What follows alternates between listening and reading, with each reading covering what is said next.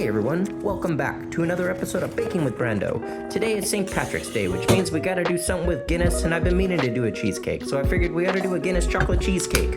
I'm gonna start by just reducing a can of Guinness, because I don't know how to really get that much liquid into a cheesecake without doing that. But if this were just a chocolate cake, you could probably replace the water content with beer. It's dark like espresso. Now we've got this nice reduction, we'll cross it off the list and move on to our cheesecake filling. We'll start with our cream cheese in the bowl with a paddle attachment, and we're just gonna whip it around a bit and try and break up all those lumps. Then we're gonna add some sugar, and again, we're gonna cream it, and this is just gonna help get all those lumps out. Now for structure, we got 2 whole eggs, 1 egg yolk, and about 10 grams of cornstarch, and we're just gonna mix this together until it makes a slurry for us. And I'm adding some of this Guinness reduction in there because I found my cornstarch was just lumping a bit, and I feel like that's gonna help thin it out. The rest of my reduction, I added about 2 tablespoons of cocoa powder, and I just made a paste so that we could add some chocolate flavoring into our cheesecake batter. So back to the stand mixer, and we're just going to continue combining this, and we already have our cheese, our sugar, and chocolate. Now we're slowly adding our eggs. We don't want to add it all too fast. I find it wants to split sometimes if you do that. It'll eventually come together, but if you emulsify it slowly, it's just better. And there's our sour cream. We're just going to smack that in at the end and give it a last final mix. There you go. That's it. That's the cheesecake filling. Just a basic chocolate Guinness flavor.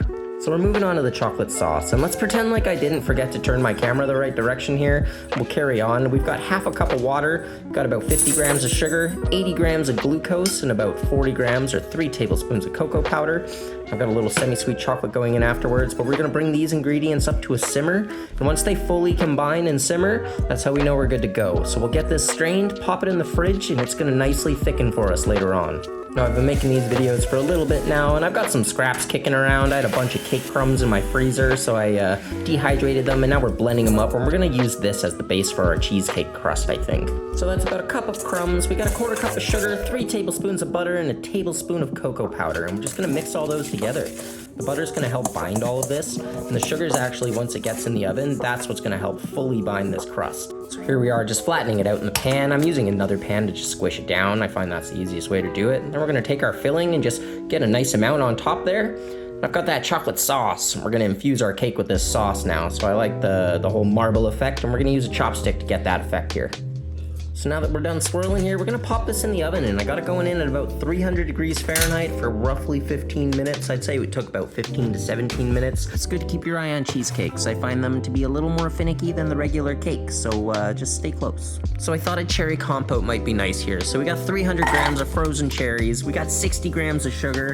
I've got vanilla going in just to taste. It's about a teaspoon, roughly. Get 20 grams of Grand Marnier, because I find Grand Marnier is quite tasty with cherries. And then we're doing the separated juice method here. So that's where you separate your juices, and we're gonna add that back to the pot. And we're gonna thicken that with our cornstarch separately. I find this technique works great with things like cherries or cranberries or blueberries, just those ones that let out a lot of juices. You thicken the juice separate, you fold your berries back in, boom, done. Now we're on to the mint stracciatella, which is just a mint chocolate chip ice cream, and it's pretty tasty. You should really steal this recipe, I recommend it. There's no eggs in it, which is kind of cool. It's just milk, sugar, salt, vanilla, flavoring, seasoning, and some heavy cream on the back end here. So that's, as you can see, very easy to throw together and fast. And here we are, we're already on the next day, ready to spin it. So we let this stuff spin for about 15 minutes, 15 to 20. It just greatly depends on the base. And this one did spin in about 15 minutes. There you go. See, I'm knocking it off the paddle, and this is the stracciatella concept. You just kind of pour chocolate into it and mix it around.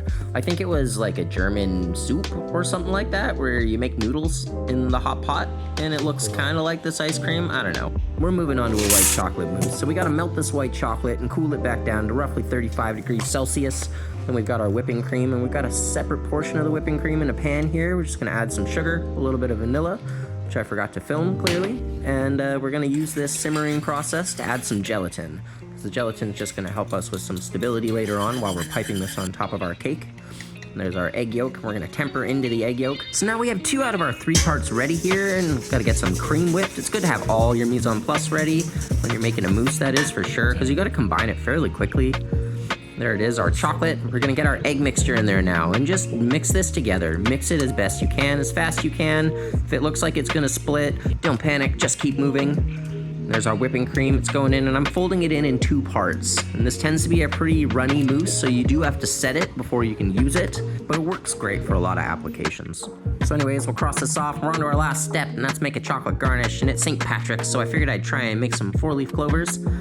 I was piping away. I don't know. I was having fun at this point. I don't think they were the greatest 4-leaf clovers, but they did work. I did use one partially. Here we are, we're just filling it in with some green, and I would like a Shrek color green. And this is the real garnish I wanted to use on the dessert. I'm just making some quick chocolate cigarettes, and if you've seen any of my other videos, you know I love these things. They're fun to make, they look pretty nice, and they're really easy to throw together. So there we are, some 4-leaf clovers and some cigarettes.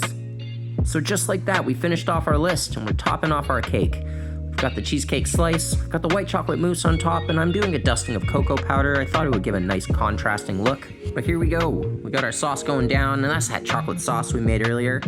Kind of matches the contrast for our cake. The white and the black on our white and black plate. We got our raspberries, because the white and black and the red, they do look nice together. So we got 3 of those. I find offsets do look nice. There's the mint, because I'm a sucker for mint. And our cherry compote. I'm gonna slap that down, can't forget it. The cherry and the chocolate and the cheese and the richness. I find all of these things we're gonna balance and be a nice play. And this all started because I wanted to make this stracciatella. I just wanted green ice cream on beer and green day. Is that too much to ask? But anyways, if you're still here, I very much appreciate you. This was a fun one to throw together. And if you're planning on going out for a drink tonight or in the coming days, just stay safe and take care of one another. And if you happen to like and subscribe, I would be ever so grateful. So cheers, and I hope to see you in the next one.